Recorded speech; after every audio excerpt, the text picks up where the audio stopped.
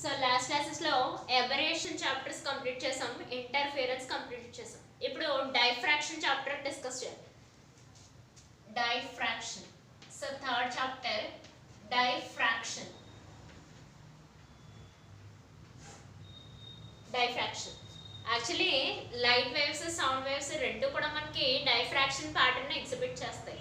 అందువల్లే కదా ఒక గోడ అడ్డొచ్చినా సరే చిన్ని హోల్ ఉంటే వాటికి అక్కడ నుంచి ఒక రూమ్ లో ప్రొడక్షన్ అయిన 2 రూమ్స్, ఎగ్జాంపుల్ గా 2 రూమ్స్ తీసుకున్నట్టయితే 2 రూమ్స్ లో ఒక రూమ్ కి రెండో రూమ్ కి మధ్యలో చిన్న అపార్చర్ ఉంది, అంటే సమ్ హోల్ అనేది మెన్షన్.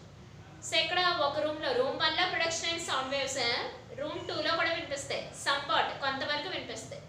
ఎందువల్ల అంటే ఈ రూమ్ కి ఆ రూమ్ కి అబ్స్ట్రకల్ ఉన్నా దాంట్లో మధ్యలో హోల్ ఉంది కాబట్టి ఆ హోల్ ని మనం అపార్చర్ అని అంటాం. ఆ చిన్ని హోల్ ని మనం అపార్చర్ అంటాం. ఇందులో ప్రొడక్షన్ అయిన సౌండ్ వేవ్స్ ఆ రూమ్ లో వరకు కూడా మనకి ట్రావెల్ చేస్తాయి బికాస్ ఆఫ్ డైఫ్రాక్షన్.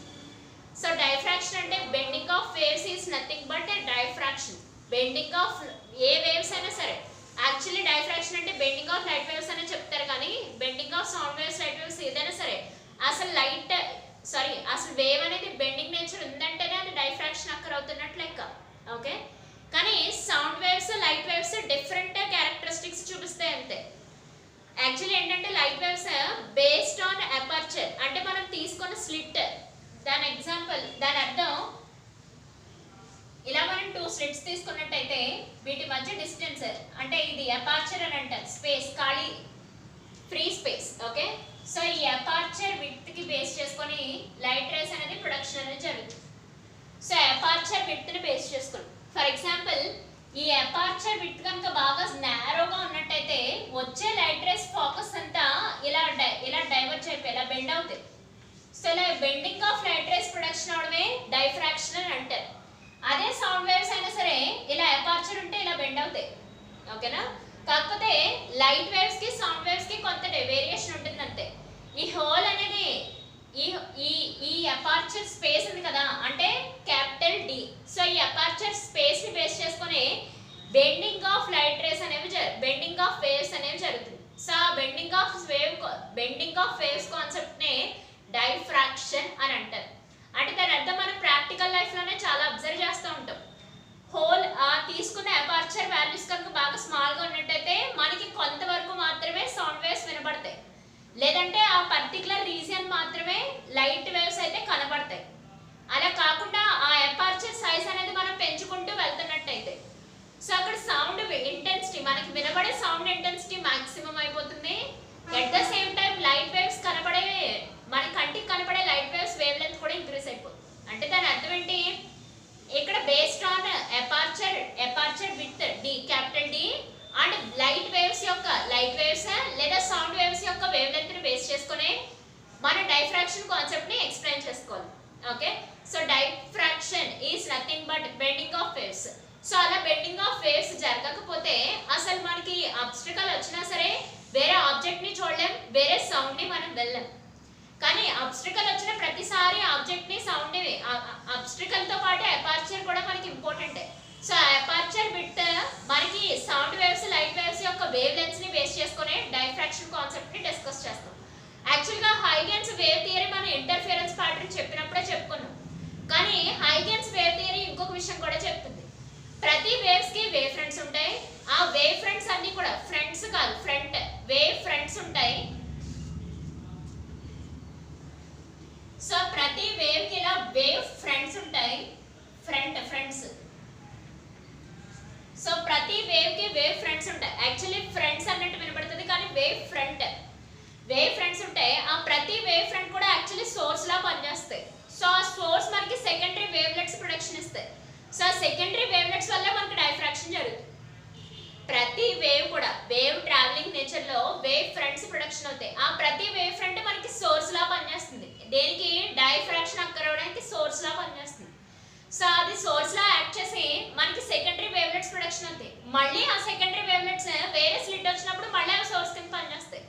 అంటే ఈవెన్ చిన్న వేవ్ పార్టికల్ అయినా సరే, చిన్న వేవ్ కర్వేచర్ అయినా సరే మనకి సోర్స్ లా యాక్ట్ చేస్తే దాన్ని మనం డైఫ్రాక్షన్ అని చెప్పొచ్చు. bending of waves is nothing but a diffraction. Bending of waves is nothing but a diffraction. So waves అనేవి బెండ్ అవుతాయి వాటిని డైఫ్రాక్షన్ అని చెప్తారు. అది సౌండ్ వేవ్స్ అయినా సరే లైట్ వేవ్స్ అయినా సరే.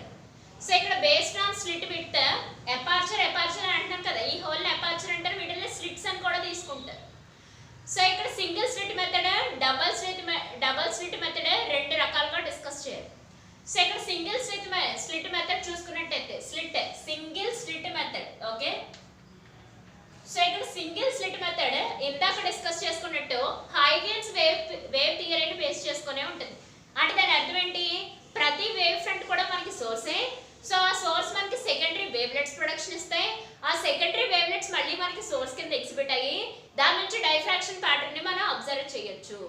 సో మనకి అబ్స్ట్రికల్ వచ్చినా సరే లైట్ వేవ్స్ సౌండ్ వేవ్స్ అనేవి మనకి కంటికి కనబడతాయి. లైట్ వేవ్స్ కంటికి కనబడతాయి, సౌండ్ వేవ్స్ చెవులకి వినపడతాయి.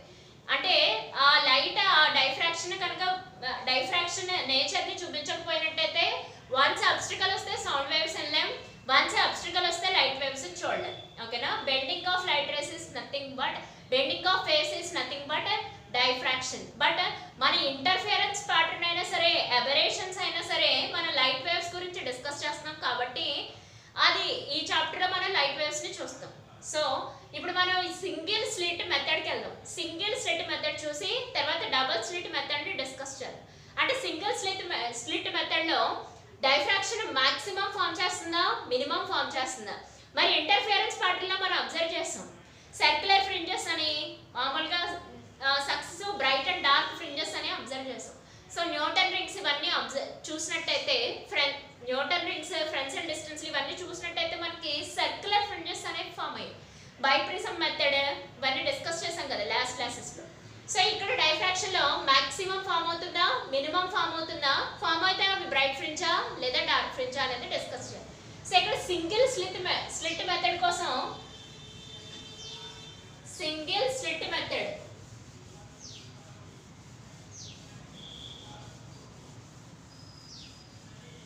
సో ఇక్కడ సింగిల్ స్లిట్ మెథడ్ డిస్కస్ చేస్తాం. ఓకే. సో ఇది ఏబి అనే స్లిట్ తీసుకున్నాం. సో ఏబి అనేది మనకి స్లిట్. సో ఏబి అనే స్లిట్ కి ఇది సెంటర్ ఓ. ఓకే. సో దీని విడ్త్, ఈ స్లిట్ విడ్త్ వచ్చేసి ఇక్కడ మనం నేను డయాగ్రామ్ లో డ్రా చేయట్లేదు, స్లిట్ విడ్త్ వచ్చేసి స్మాల్ ఈ. స్లిట్ విడ్త్ మనం తీసుకున్న width of slit that will be equal to small e. Okay. So ఇప్పుడు మోనోక్రోమాటిక్ సోర్స్ మోనోక్రోమాటిక్ లైట్ ని ఫోకస్ చేసినట్టయితే సో సోర్స్ నుంచి మోనోక్రోమాటిక్ లైట్ ని ఫోకస్ చేసాం. సో సోర్స్ నుంచి మోనోక్రోమాటిక్ లైట్ ని ఫోకస్ చేసాం. సో ఎప్పుడైతే మనం మోనోక్రోమాటిక్ లైట్ ని ఫోకస్ చేసామో సో ఇవన్నీ లైట్ రేస్ మనకి. ఓకే. సో ఇవన్నీ మనకి light race. So light rays production అయ్యి మోనోక్రోమాటిక్ లైట్ రేస్ ని తీసుకున్నాం. సో ఇక్కడ మనం లెన్స్ ని ప్లేస్ చేసుకుందాం. ఓకే. కాన్వెక్స్ లెన్స్ ని ప్లేస్ చేసాం. ఎప్పుడైతే ఈ కాన్వెక్స్ లెన్స్ వచ్చి ఎప్పుడైతే ఈ లైట్ రేస్ వచ్చి కాన్వెక్స్ లెన్స్ ని టచ్ చేసాయో ప్రిన్సిపల్ యాక్సిస్ మీద అదే ఈ ప్రిన్సిపల్ ఓపి. సో ఇక్కడ ప్రిన్సిపల్ యాక్సిస్ మీద మనకి ఇమేజ్ అనేది ఫామ్ చేస్తుంది. సో ఇక్కడ ఈ లైట్ రేస్ అన్ని వచ్చి కన్వర్జ్ అయ్యి పి అన్న పాయింట్ దగ్గర ఇమేజ్ ని ఫామ్ చేస్తాయి డైఫ్రాక్ట్ అయ్యి. సో ఇక్కడ బెండ్ అవుతున్నాయి కదా, సో స్లిట్ నుంచి వచ్చే లైట్ రేస్ అన్ని బెండ్ అయ్యి కన్వర్జ్ అయ్యి సో ఇక్కడ పి అన్న పాయింట్ దగ్గర మనకి ఇమేజ్ ని ఫామ్ చేస్తాయి. ఓకేనా. సో ఈ పి అన్న పాయింట్, సో ఇది మనం డబ్ల్యూ డాష్ అని కూడా తీసుకోవచ్చు సోర్స్ ని, అది పెద్ద ఇబ్బంది లేదు. సో ఇది మనకి సోర్స్ నుంచి వచ్చే monochromatic light race. So monochromatic light race ఇది మోనోక్రోమాటిక్ లైట్ రేస్. సో ఈ మోనోక్రోమాటిక్ లైట్ రేస్ ఎప్పుడైతే కాన్వెక్స్ లెన్స్ ని టచ్ చేసాయో అవి కన్వర్జ్ అయ్యి పి అన్న పాయింట్ దగ్గర మనకి ఇమేజ్ ని ఫామ్ చేస్తాయి బెండ్ అయ్యి. సో ఎప్పుడైతే మనం ఈ ఏ అండ్ బి అనే స్లిట్ ని సమ్ థీటా అనే యాంగిల్ మేక్ చేసి ప్లేస్ చేసాము. సో సమ్ థీటా అనే యాంగిల్ మేక్ చేసి ప్లేస్ చేసాము. థీటా అంటే ఇలా స్లాంట్ గా ఇలా ఉన్నదాన్ని కొంచెం ఇలా స్లాంట్ గా ప్లేస్ చేస్తాం. సో ఇక్కడ నుంచి కూడా మనకి లైట్ రేస్ ప్రొడక్షన్ అవుతాయి. సో ఇక్కడ నుంచి కూడా మనకి లైట్ రేస్ ప్రొడక్షన్ అవుతున్నాయి. ఓకే, సో ఇది కాన్వెక్స్ లెన్స్ మీద ఇన్సిడెంట్ అవగానే ఇక్కడ కూడా బెండింగ్ ఆఫ్ లైట్ రేస్ లేదా కన్వర్జింగ్ లైట్ రేస్ ఫోకస్ అయ్యి, ఓకే,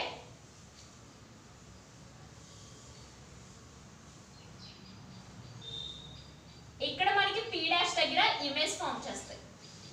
ఓకే, అంటే ఇలా స్ట్రైట్ లైన్ లో పెట్టినప్పుడు P అనే పాయింట్ దగ్గర ఇమేజ్ ఫామ్ చేస్తుంది. సమ్ థీటా అనే యాంగిల్ మేక్ చేస్తున్నప్పుడు P డాష్ అనే పాయింట్ దగ్గర ఇమేజ్ ఫామ్ చేస్తుంది. ఓకేనా, అయితే ఈ P దగ్గర సెంటర్, సో ఇది స్క్రీన్ మీద అబ్జర్వ్ చేసేది.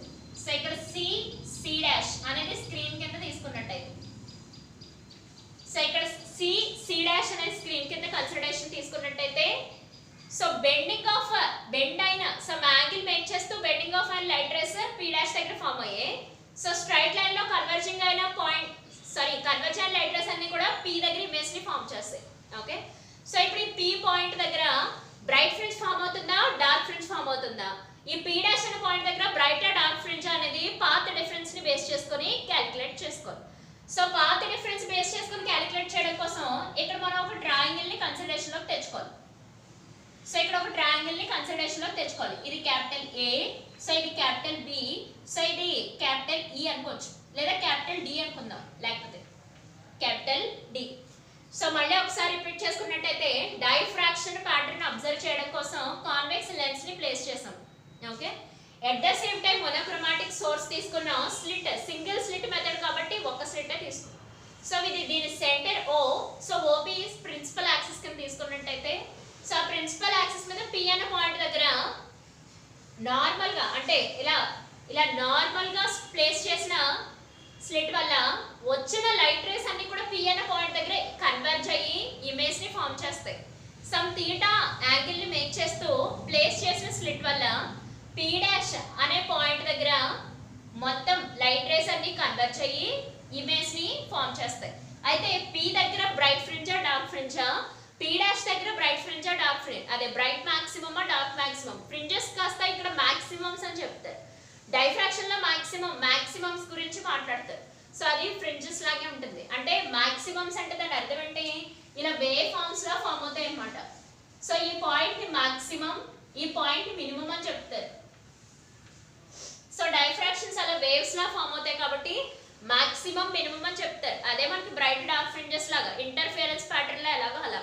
సో ఈ మాక్సిమం పాయింట్ ని బ్రైట్ ఫ్రింజ్ అనుకుంటే ఈ మినిమం పాయింట్ ని డార్క్ ఫ్రింజ్ అని చెప్పాలి. అయితే మాక్సిమమ్స్ ఎక్కడ మినిమమ్స్ ఎక్కడ ఫామ్ అవుతాయో అబ్జర్వ్ చేయడం కోసం ఇక్కడ మనం ఒక ట్రయాంగిల్ ని తీసుకున్నాం, ABD అనే triangle with angle theta. Okay, so దీని గురించి క్యాలిక్యులేషన్ చేద్దాం. సో ఇక్కడ తీసుకున్న లెన్స్ కాన్వెక్స్ లెన్స్ కాబట్టి కన్వర్జ్ అయ్యి, అదే ఒకవేళ కాన్కేవ్ లెన్స్ తీసుకుంటే డైవర్జ్ అయ్యి మళ్ళీ ఇమేజ్ ని ఫామ్ చేస్తాయి. Okay,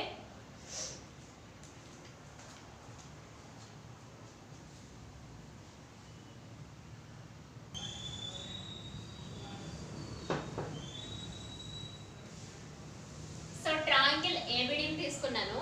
so triangle ABD draw చేసాం. So triangle ABD, so first starting లోనే డిస్కస్ చేసాం ఏమని, AB అనే స్లిట్ విడ్త్ వచ్చేసి స్మాల్ e అని, AB అనే స్లిట్ విడ్త్ వచ్చేసి స్మాల్ e. సో దీని నుంచి sin θ చెప్పాలి. సో sin θ చెప్పాలంటే sin θ is equal to opposite side BD by opposite side BD by adjacent side AB, sorry hypotenuse AB, opposite side BD by hypotenuse AB. So దీని నుంచి BD ని calculate చేయడం కోసం AB into sin θ అని రాస్తాం. So ఇక్కడ BD is equal to AB into sin θ, AB into sin θ. Okay, so ఇక్కడ BD is equal to small e into sin θ. So BD values find out చేసాం. So BD values ఏమని find out చేసాం, ఈ values. So BD values E into sin θ, where E is equal to width of the slit. So ఇప్పుడు మనం path difference ని calculate చేయాలి కదా. So waves displacement అవుతున్నాయి మాక్సిమం మినిమమ్స్ అని అంటున్నారు. అందుకోసం పాత్ డిఫరెన్స్ ని క్యాలిక్యులేట్ చేయాలి. సో ఇక్కడ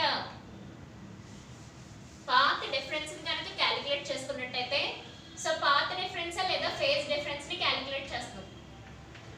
సో ఫేజ్ డిఫరెన్స్ ని క్యాలిక్యులేట్ చేసుకున్నట్టయితే ఫేజ్ డిఫరెన్స్ క్యాలిక్యులేట్ చేసుకున్నట్టయితే 2π by lambda into path difference 2π by lambda into path difference formula. So ఇప్పుడు మనం ఫేజ్ డిఫరెన్స్ ని క్యాలిక్యులేట్ చేస్తున్నాం. ఫేజ్ డిఫరెన్సెస్ అంటే ఏంటి? సో ఇక్కడ ఒక ఫేజ్ φ1 అనే యాంగిల్ ఉంది, ఇక్కడ ఫేజ్ φ2 అనే యాంగిల్ ఉంది. సో ఇప్పుడు φ2 అన్న ఫేజ్ యాంగిల్ కి φ1 అన్న ఫేజ్ యాంగిల్ కి మధ్య డిఫరెన్స్ ఫైండ్ అవుట్ చేయడమే ఫేజ్ డిఫరెన్స్. సో మరి ఈ రెండింటి మధ్య పాత్స్ ఉంటాయి కదా, సో వీటి మధ్య ఉన్న డిఫరెన్స్ ని పాత్ డిఫరెన్స్ అని అంటారు, అంటే మీటర్స్ లో చెప్తాం. ఇది డిగ్రీస్ లో కానీ రేడియన్స్ లో కానీ చెప్పాలి, whether it is mentioned in degrees or radians. కానీ పాత్ డిఫరెన్స్ మీటర్స్ లో చెప్తాం. సో ఈ పర్టికులర్ పాయింట్ ఏ, ఈ particular point B. So B minus A లేదా ఏ మైనస్ బి చెప్తే దానికి పాత్ డిఫరెన్స్ చెప్పడం. ఓకే, సో పాత్ డిఫరెన్స్ చెప్పడం. కానీ ఈ పాత్ డిఫరెన్స్ మీటర్స్ లో చెప్పాలి. సో మనం చెప్పే ఈ పాత్ డిఫరెన్స్ మీటర్స్ లో చెప్తా ఉంటే ఇక్కడ లాంబ్డా అంటే వేవ్ లెంత్, లాంబ్డా అంటే మనకి వేవ్ లెంత్. ఆ వేవ్ లెంత్ అంటే ఏంటో మీకు తెలిసిన విషయమే. ఒకసారి చూసినట్టయితే వేవ్ ఇలా డ్రా చేసుకున్నప్పుడు ఈ పాయింట్ మనకి క్రస్ట్, ఈ పాయింట్ మనకి ట్రఫ్, అవునా? లేదా వీటి మధ్య ఉన్న డిస్టెన్స్ తీసుకోండి, ఇదే మనకి వేవ్ లెంత్ అని చెప్తాం. అంటే సి, ఈ పాయింట్ డి.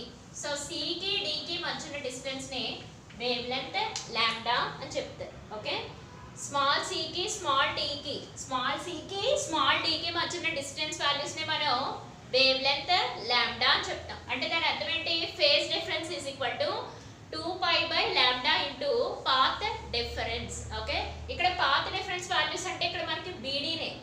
సో బీడీ మనకి path difference, e into sine theta values. అదే విషయం అక్కడ రాసుకోవాలి. So phase difference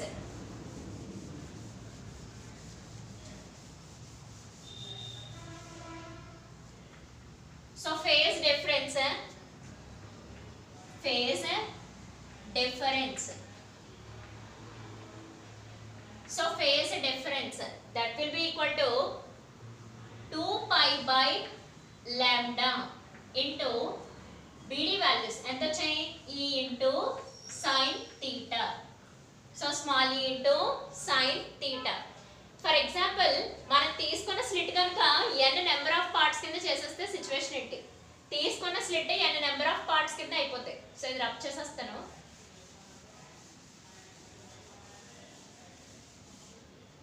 If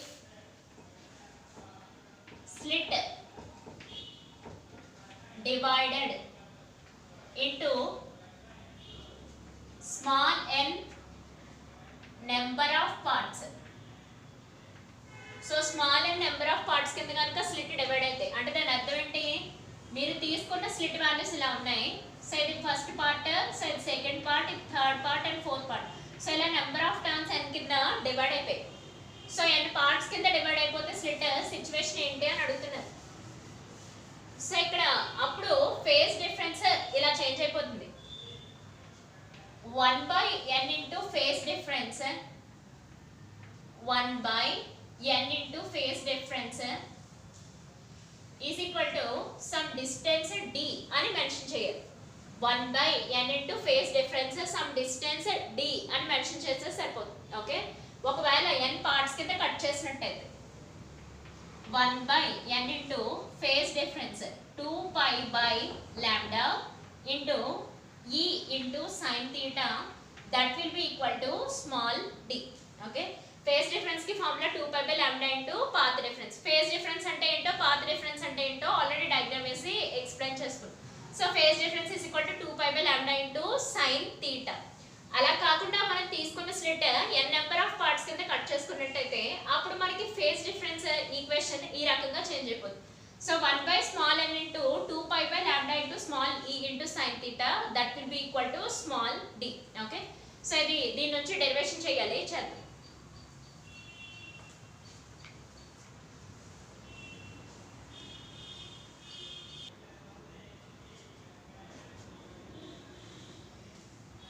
so ఇప్పుడు vector edition of amplitudes method use చేసుకొని మనం రిజల్టెంట్ ఇంటెన్సిటీని ఫైండ్ అవుట్ చేయాలి. Okay, so vector by using method of vector addition of amplitudes small a. So ఇక్కడ vector edition of amplitudes అనే method use చేసుకొని, so amplitudes అంటే small ఏ, దాని అర్థం ఏంటి? సో ఇక్కడ మాక్సిమం మినిమం ఫామ్ అవుతాయని చెప్పుకున్నాం కదా వేవ్స్ లో. సో ఇక్కడ మాక్సిమా, సో ఇక్కడ మినిమం, మాక్సిమా మినిమం. సో ఇక్కడ మాక్సిమా మినిమం, సారీ ఇది కూడా మాక్సిమానే, ఇందాక తప్పు చెప్పిన ఒక్కసారి కరెక్ట్ చేసుకోండి. ఇవన్నీ మాక్సిమమ్స్, ఇవి మినిమం పాయింట్స్. సో ఇది పాజిటివ్ మాక్సిమం, ఇది నెగిటివ్ మాక్సిమం, అది కరెక్టే.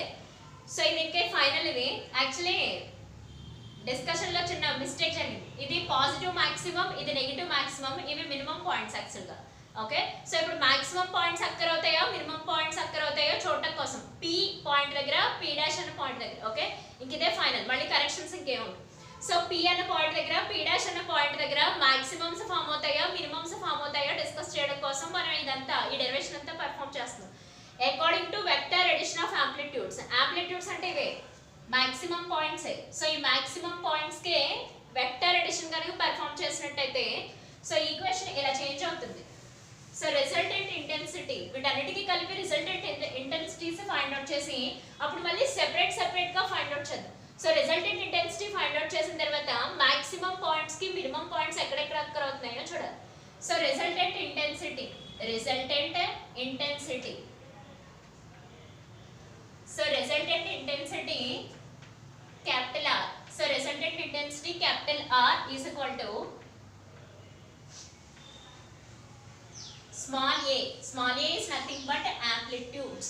పాజిటివ్ మాక్సిమం లేదా నెగిటివ్ మాక్సిమం, ఏ వేవ్ నేచర్ లో ఏదైనా సరే, వేవ్ నేచర్ లో ఉన్న ఏ పార్టికల్ కైనా యాంప్లిట్యూడ్స్, ఫ్రీక్వెన్సీస్, వేవ్ లెంగ్త్స్ అనేవి చెప్పాలి. So small a into sine n into d/2 by sine d/2. Vector addition of amplitudes formula method ని బేస్ చేసుకొని లాస్ట్ కి వచ్చిన derivation. So small a into sine n into d/2 by sine d/2.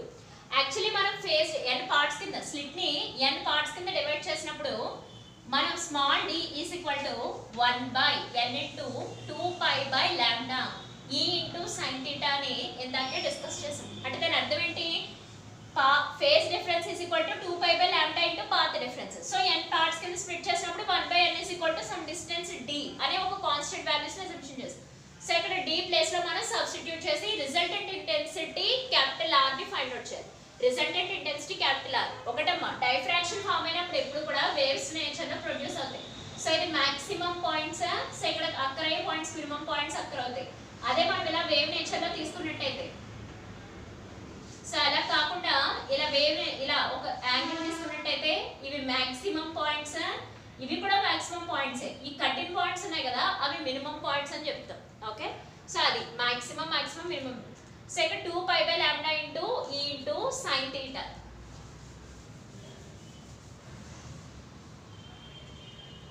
Okay, so ఇక్కడ ఈ d values ని తీసుకెళ్లి ఈ equation లో సబ్స్టిట్యూట్ చేయాలి. సో ఈ ఈక్వేషన్ లో సబ్స్టిట్యూట్ చేసి సాల్వ్ చేసుకోవాలి. So small r is equal to capital small a into sine of n into d place లో 1 by n into 2 pi by lambda e into sin theta d/2 కదా, by 2. Okay, so ఇక్కడ cancel అయ్యే terms ఏమైనా ఉన్నాయేమో చూద్దాం. Sine మినహాయించి ఇక్కడ cancel అయ్యే terms n cancel, 2 cancel. Okay, by sine d/2 కదా, సో d/2 రాసుకున్నట్టయితే 1/n into 2π/λ e into sin theta by 2. So ఇక్కడ 2 కూడా cancel. So remaining part resultant R అవుతుంది. ఓకేనా, అంటే మనం యాక్సిస్ మీద బేస్ చేసుకొని మాక్సిమం మినిమం చెప్పాలి. చూద్దాం, డిస్కస్ చేద్దాం.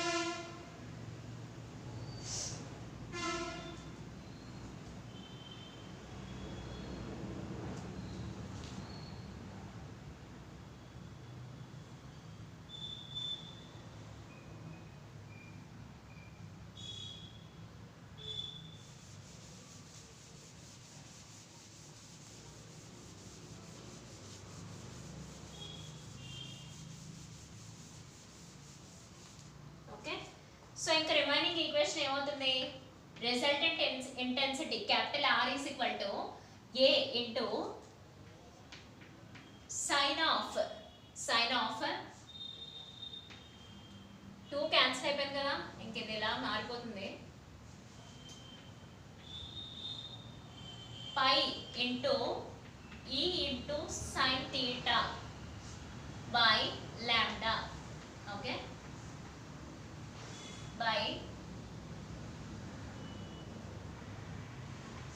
ఇక్కడ ఏ మొత్తానికి మల్టిప్లై అవుతున్నట్లు లెక్క, కింద వాల్యూస్ ఏముంటాయి, ఇంకా sign of pi e into sine theta by n lambda. Okay, so cancel అవగా n 2's అన్ని క్యాన్సిల్ అవగా రిమైనింగ్ టర్మ్ వచ్చి ఇలా ప్లేస్ అయింది. Okay,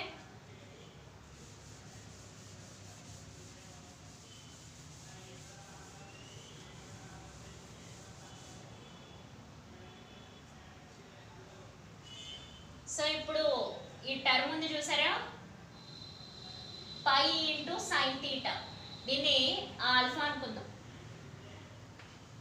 assume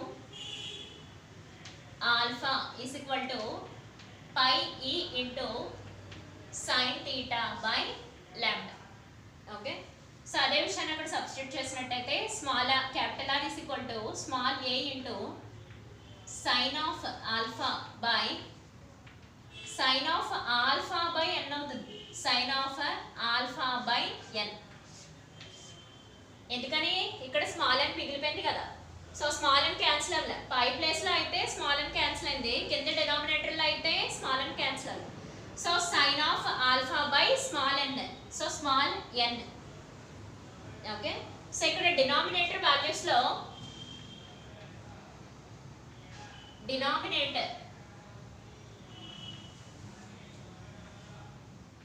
sign of alpha by n is very small అని అసంప్షన్ చేస్తే, very small అని assumption చేస్తే assume, అప్పుడు sine alpha by n values ఇలా చేంజ్ అయిపోతాయి, is equal to alpha by n. Sine of alpha by n values మరీ small values అని అనుకుంటే sine of alpha by n కాస్త ఆల్ఫా బై n కింద చేంజ్ అవుతుంది. So resultant intensity capital R is equal to A into sin alpha by alpha by n, alpha by small. Okay, so ఇది capital R is equal to n a into sin alpha by alpha. So resultant intensity values n a into sin alpha by alpha, where alpha is equal to pi into small e into sin theta by lambda. ఇక్కడ a అంటే మనకి amplitudes. ఓకేనా, so ఇక్కడ resultant intensities ని find out చేస్తాం. Okay.